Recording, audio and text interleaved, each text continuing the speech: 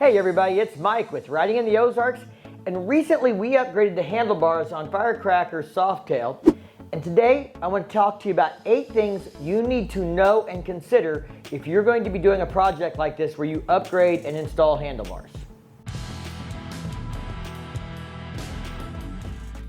The biggest question I see and that we had before we even got started was, how tall should we go? We knew what style bars we wanted. These are KST double troubles. We saw them on another sport glide. We knew they would work on this bike even though they're technically road glide bars, and she really liked the looks of them. But the question was, how tall? Now as you can see here, her arms are coming down slightly. We went with 12s, and I think now that she's had them for several thousand miles, she feels like maybe she could have gone with 14s. What do you think? Yes. Would you like your arms to be a little more level, like raise them up where you think would be ideal? So probably we should have went with 14s. One thing you have to think about with that is if you're going to be rotating the bars back to you, because that takes height off of them. Now we talked to the Fairing Exchange and KST both, but Fairing Exchange didn't have these bars at the rally we were at, so we couldn't really look at them and size them, but we talked to them and they talked with another vendor that installs bars there, and they all agreed that she needed to go with at least 12s.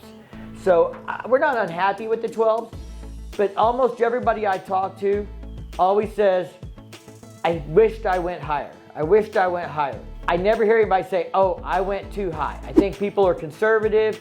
They end up going a little lower than they should have, and then they end up wishing they had gotten taller bars, and you really want to make sure you get that height right to begin with, because this isn't the kind of thing you want to do over. Okay, number 2, cables. Will I need longer cables?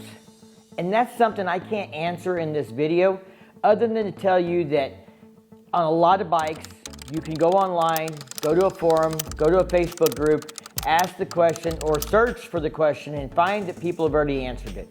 On this bike, with this height of bar, we knew we were going to need cables. Her old bars were like way down here. We weren't going just a couple inches. On my 16 Street Glide, when we put bars on there, I knew I could go to 12s with just wiring extensions, and I wouldn't need a new brake line and clutch line. That is typically the problem, is when you go very tall, you have to replace this clutch and brake assembly lines. This is the brake here. Now on this particular model, we were able to order just this upper brake assembly line and the connector. So we only had to replace that upper section on the brake side. And the same thing on the clutch. This is a 2018 and newer model Softail, and they're actually able to replace the clutch assembly from the adjuster up, so you don't have to replace the whole clutch line. Now, like I said, you're going to have to do research. For the wiring, like the lighting and the handlebar controls, there's often a wiring extension that you can buy. Your wiring that is factory is likely to come all the way through the bars unless you're doing something really long. And then you would plug the extensions on just outside the bars and run them to the connector under the tank, which is what we did in this case. You may need to replace all your cables if you want to go with stainless steel, or you're going to have a mismatch.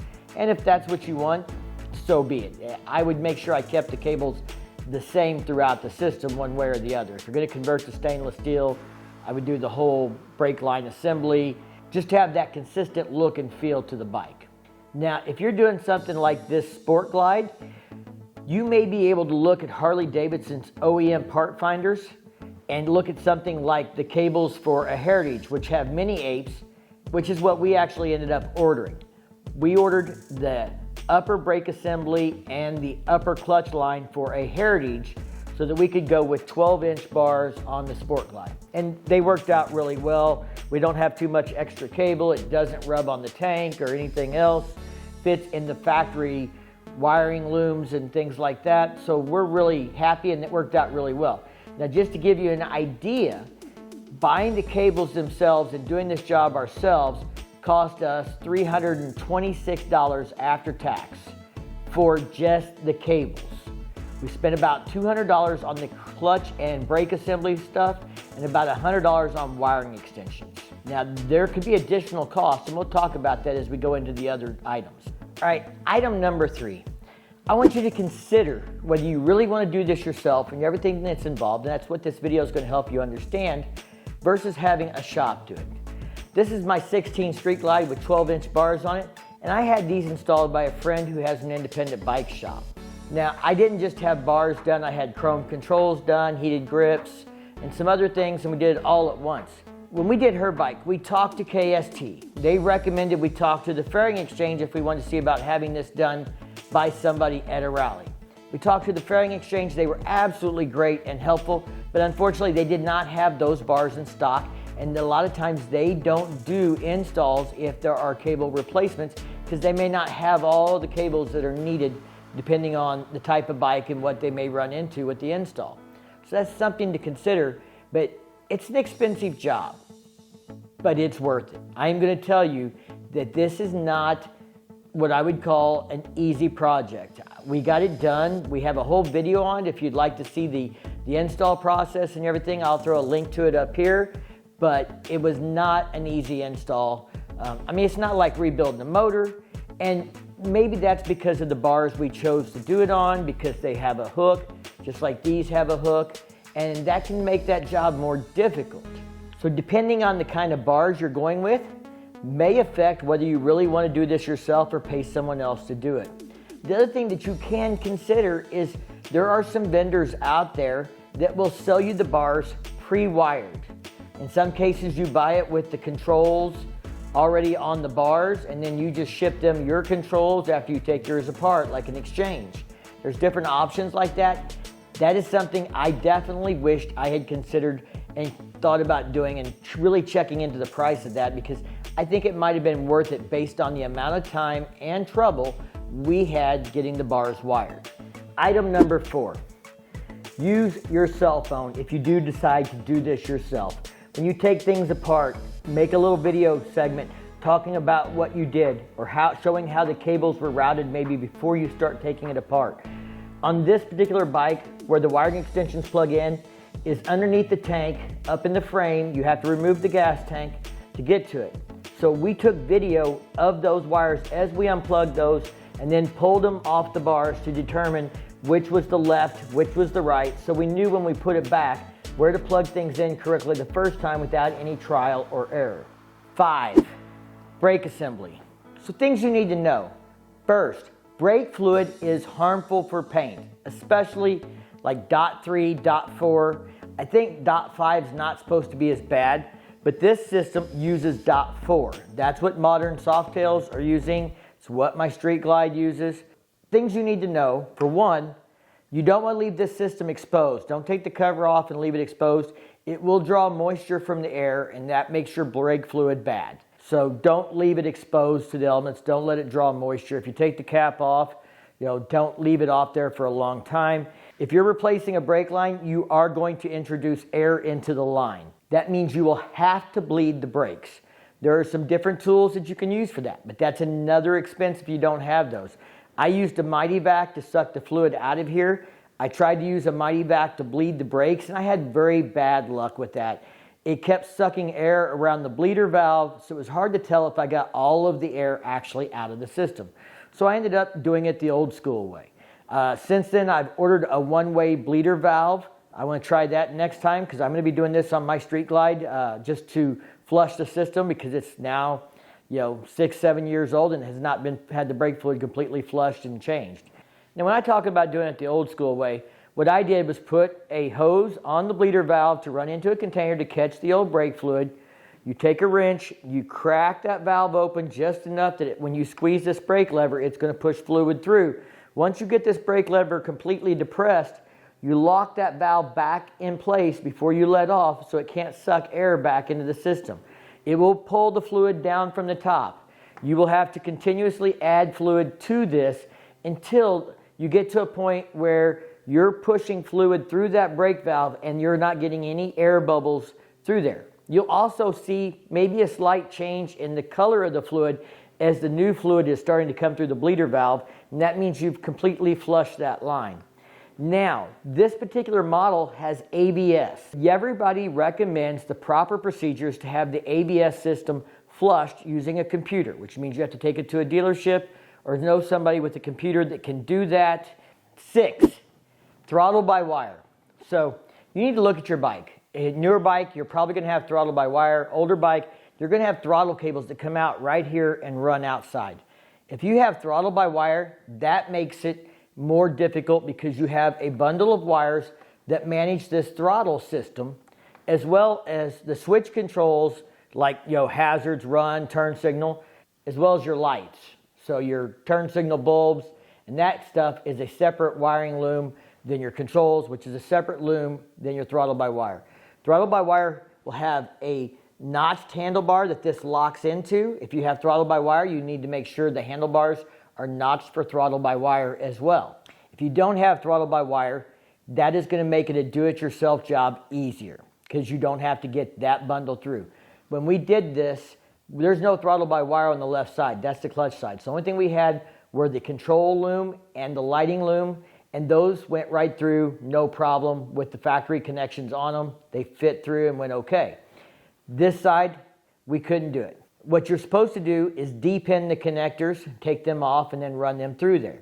We had a problem doing that. I could not get them depinned. I thought I was going to mess the connectors up. I ended up cutting the connectors off of the controls and the lights, not the throttle by wire.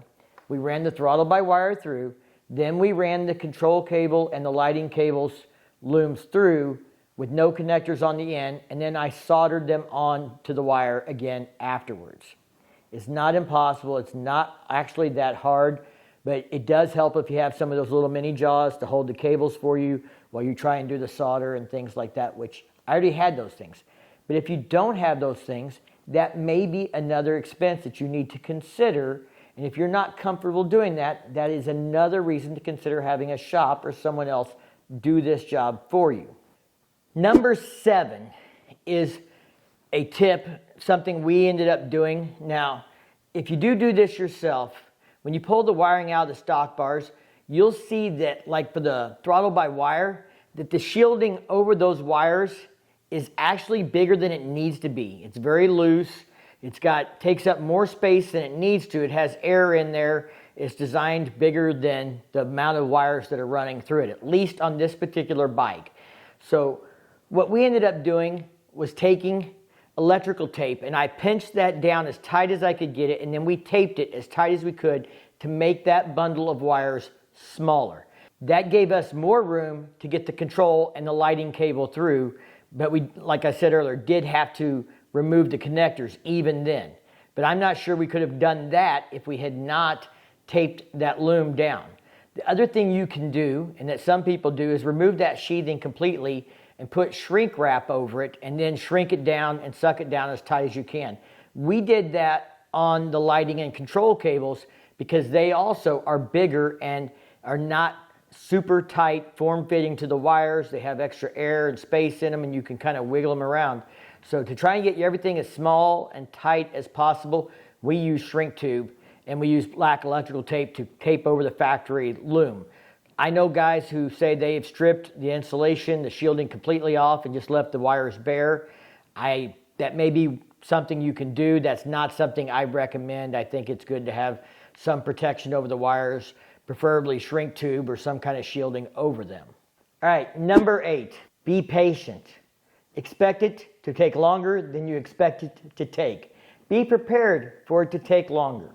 We had issues. We had a hard time getting the cables through the bars. Everything took twice as long as I thought it should. You may run into a situation where you bought a cable or a connector and it's not the right one or it's not the right length, and then you may have to order parts. In the end, would I say you should do it yourself? I think if you have some mechanical inclination, you have some tools, some experience, that yes, you can do it yourself. Lots of guys do it. I think it is harder with some bars than others. Some projects are harder than others. You'll just have to determine how hard it's going to be based on the types of bars you're doing, how much cabling is changing, things like that. But I don't regret doing it because I feel like I accomplished something. I also saved Firecracker a lot of money and labor by doing it myself. It cost me a Saturday and a Sunday and a little bit of blood. I bled a little bit here and there, scraped my hands up on bars and on tools and things trying to pull and get cables through. But in the end, I'm glad I did it. If you think you can do it, I encourage you to try. But if you're concerned, there's nothing wrong with having someone like the Fairing Exchange or an independent shop or a Harley dealer install them for you, because this is not what I would consider an easy install either. All right, guys. Hope you enjoyed this video. Hope you got something valuable from it. If you did, share it with your friends. And as always, y'all stay safe and keep on riding. We'll see you in the next one.